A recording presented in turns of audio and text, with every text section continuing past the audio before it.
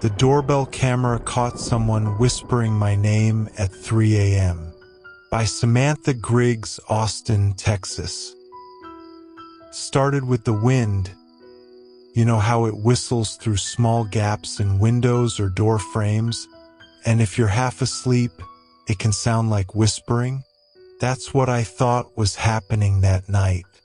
It was mid-March, and Austin had been going through one of its spring windstorms.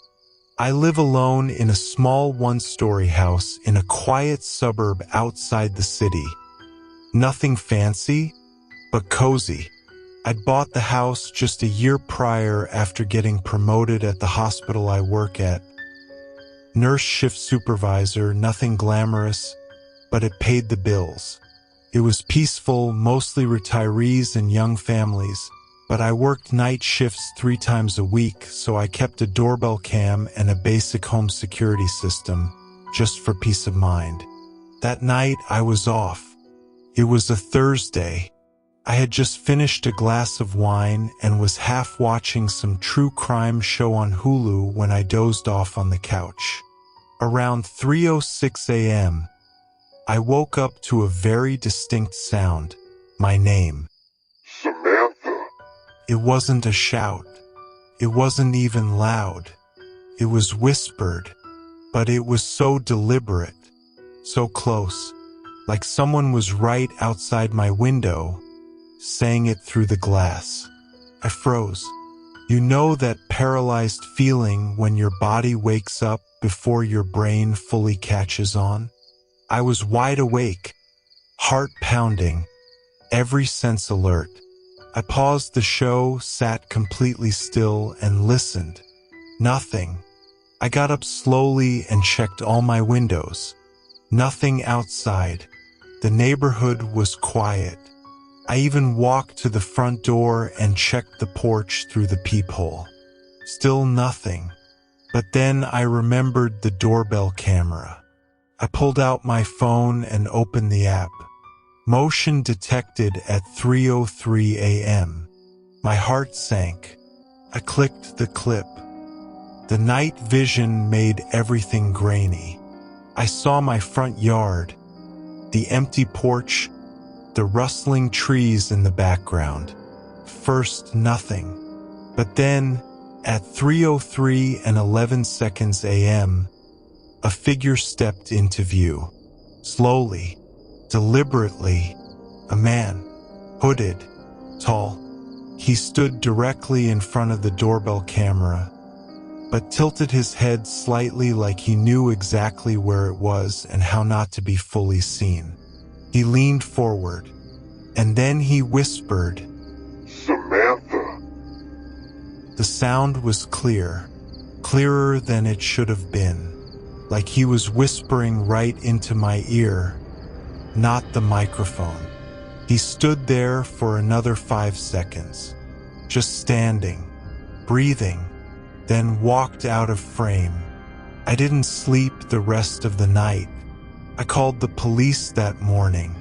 They came, took a look at the footage, and said it was disturbing, but unfortunately, unless he returned or tried to enter the house, they couldn't do much.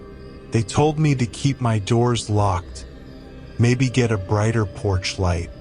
I installed new locks and bought a second camera for the backyard. A week passed, then 2. Nothing.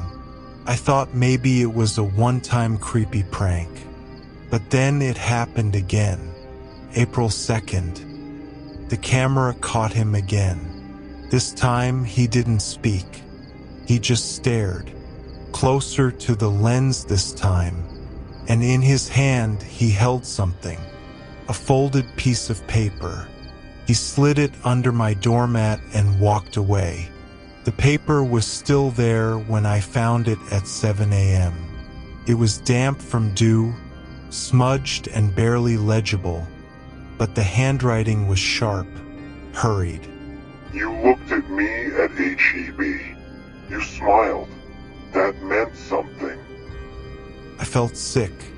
Yes, I'd been to the HEB grocery store earlier that week. I always try to be nice to the staff, smile at strangers in passing. It's Texas, after all. But the thought that someone took that as an invitation and followed me home made my skin crawl. I called the cops again. This time they filed a report and took the footage and the note. They promised to increase patrols in the area. I changed my routine. No more late-night grocery runs. No more leaving windows cracked. I even got a large "Beware of Dog" sign, even though I don't own one. Things went quiet for over a month. Then on May 10th, I got another notification. Motion detected.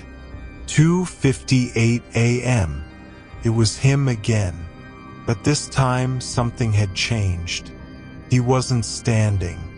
He was crouched, close to the ground, crawling toward the porch like some animal trying not to be seen. He got right up to the camera. This time he whispered, "You forgot me." I screamed. I screamed like I was being murdered. That night, I didn't wait for the police. I packed a bag and drove straight to my sister's place in San Antonio. I stayed there for 3 weeks.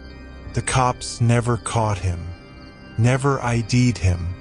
They combed through the HEB security footage from the days I'd been there, but no luck. The man never tried to break in, never touched the door, just whispered. I sold the house in June, took a loss, didn't care. Now I live in an apartment complex with a front desk and 24-hour security. Still in Texas, still looking over my shoulder. I have cameras in every room. I sleep with a white noise machine and a bedside bat. But sometimes, when the wind picks up and whistles through the building, I swear I hear it again. Samantha! And I hold my breath, just in case.